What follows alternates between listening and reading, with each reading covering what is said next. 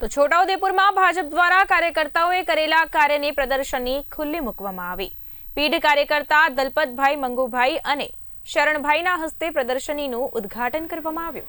6 એપ્રિલના રોજ ભાજપ સ્થાપના દિવસના ભાગરૂપે ભારતીય જનતા પાર્ટી દ્વારા છેલ્લા એક અઠવાડિયાથી જુદા જુદા લોક કાર્યો કરવામાં આવી રહ્યા છે, જેના ભાગરૂપે છોટાઉદેપુર જિલ્લા ભાજપ કાર્યાલય ખાતે 1980માં ભાજપની સ્થાપનાથી અત્યાર સુધીમાં જે કાર્યકર્તાઓએ ભાજપ પક્ષને મજબૂત બનાવવા માટે જે યોગદાન આપ્યા છે તે યોગદાનને વખાણી કાર્યકર્તાઓના કામોને યાદ કરવા માટે એક અનોખો નવતર પ્રયાસ હાથ ધરવામાં આવ્યો હતો। ભાજપ કાર્યકર્તાઓ દ્વારા કરેલા સેવાકીય કામોની તસવીરો બનાવી તેના પ્રદર્શનનો કાર્યક્રમ યોજાયો હતો, જેમાં જિલ્લા ભાજપના તમામ કાર્યકર્તાઓ ઉપસ્થિત રહી આ કામોની તસવીરો જોઈ કાર્યકર્તાઓ દ્વારા કરેલા કામોને વખાણ્યા હતા। કાર્યક્રમમાં જિલ્લા ભાજપના હોદ્દેદારો અને કાર્યકર્તાઓ મોટી સંખ્યામાં હાજર રહ્યા હતા।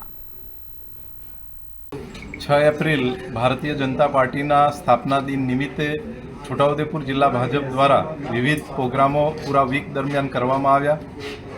એમાં એક નવતર પ્રયોગ કે જે ભારતીય જનતા પાર્ટીની શરૂઆત 1980માં થઈ ત્યારથી અત્યાર સુધીમાં જે પણ ભારતીય જનતા પાર્ટીના કાર્યકર્તાઓએ પાર્ટીને મજબૂત કરવા માટે જેમને પોતાનો સમયનું દાન આપ્યું છે કે જેમને પ્રયત્નો કર્યા છે એ બધાને યાદ કરી એમના જે જૂના ફોટોગ્રાફ્સ છે એ અહીંયા પ્રદર્શની માટે મૂકવામાં આવ્યા।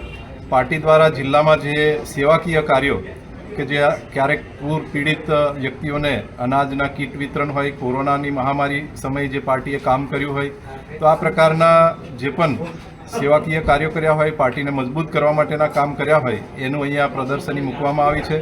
અને એ અમારા જૂના જે કાર્યકર્તા દલપતભાઈ છે, મંગુ કાકા છે, શરણભાઈ છે, એમના હાથે એનું ઉદ્ઘાટન કરવામાં આવ્યું અને 2 દિવસ સુધી આ પ્રદર્શની ચાલશે। તો હું જિલ્લાના જે કાર્યકર્તાઓ છે એમને પણ વિનંતી કરું છું કે આપ આવો અને આ પ્રદર્શની